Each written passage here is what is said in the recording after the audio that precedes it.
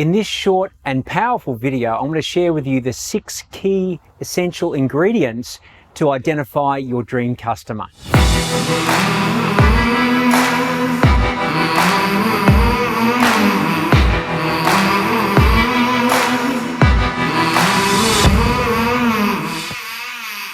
Who is your dream customer?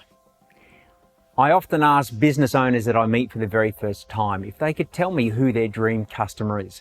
If I was able to refer someone to them, what would that dream customer look and feel like? So when I ask you that question, how clearly can you articulate what that dream customer looks like? I do remember asking a business owner last year that same question, and at the time I could tell he was in a desperation frame of mind, and he said anyone with money. So that's a bit like saying, well, when you go fishing, what are you out to catch? And for me, I can relate because I don't go fishing that often. So if I catch anything, I'm pretty happy. But when it comes down to it, in all seriousness, if I could line up 10 of these customers for you back to back for the year ahead, how clearly could you describe who that customer is?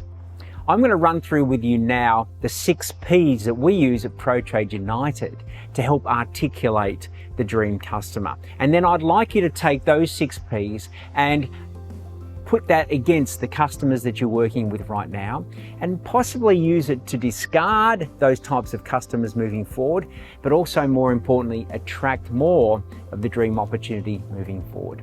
So here we go. The first one is they have to be profitable.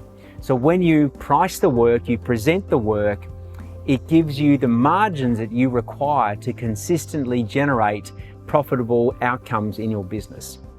So profit's important.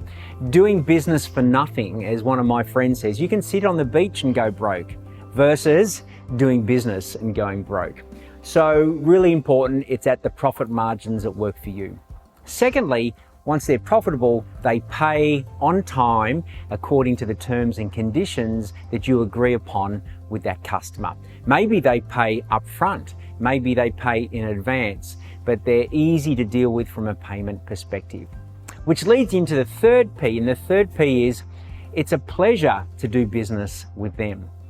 We have a mantra at PROTRADE United is we only do business with the people that we want to do business with.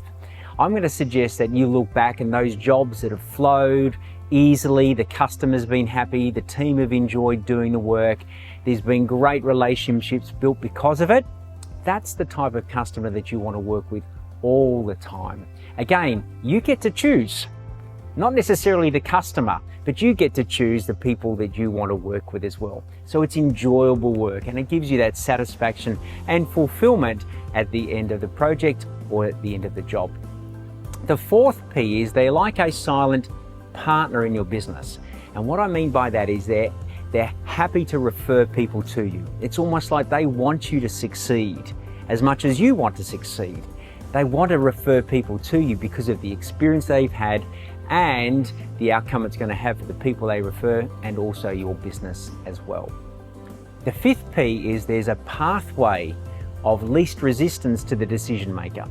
This is why working with, the mum and dad or the consumer market is quite simple because you can easily talk to the decision maker who's paying you. As the projects get larger and the organizations that you work with get larger, and an example could be in the tender process or those tender type jobs, there is less of a pathway to the decision maker. So again, it becomes a little bit more complex to talk to who's making the decisions, work through any pricing objections or challenges, yeah?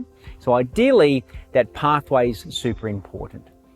And last but by no means least is they have an ability to follow a process that you have created. This is why having a sales process is super important. So when you explain to them, listen, our process is step 1, step 2, step 3, they follow along. And people love to be led as long as they have confidence in the leader. And sales is a leadership process. So if you have a process and people go along with that process, it just makes it really easy. But if you've got someone who bucks the process, wants to do things their way, wants to nickel and dime through everything, wants to challenge the way that you're doing things, I'm going to suggest that you know right away they're not a fit as a dream customer. So there we have it, the 6 P's that you can put around designing and creating the dream customer. And if you want some support in even clarifying that at a deeper level, please be in touch.